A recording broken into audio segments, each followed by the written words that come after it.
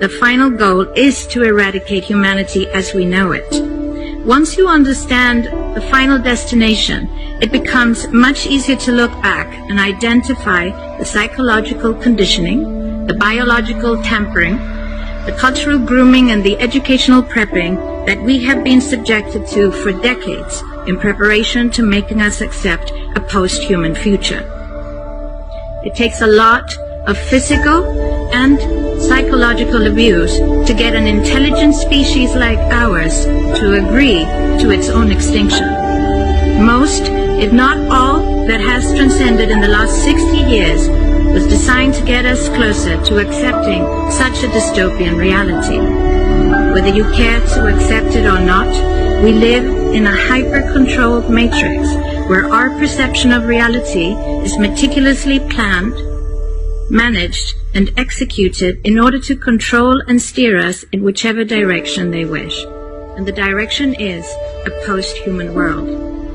For this, they first needed to destabilize, dehumanize, and demoralize humanity through every means possible.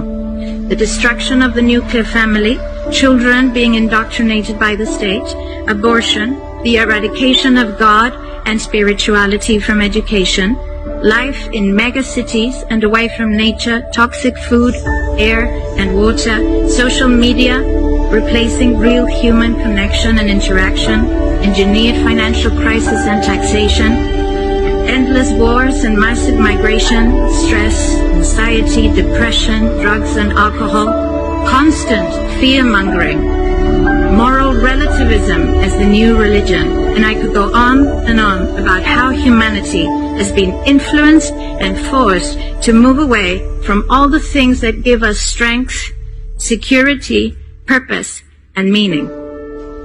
A weak, immoral, disconnected, ignorant, and unhealthy population is an easy target for the next stage, the creation of an entire generation of androgynous beings. Masculinity is under attack psychologically, culturally, and biologically.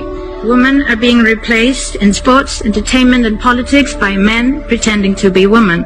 And children are being indoctrinated at school to think that gender is a choice. The transgender movement is not a grassroots movement. It comes from the top. It has nothing to do with people's freedom of expression, sexuality, or civil rights. It's an evil psyop with a clear agenda to get us closer to transhumanism by making us question the most fundamental notion of human identity, our gender.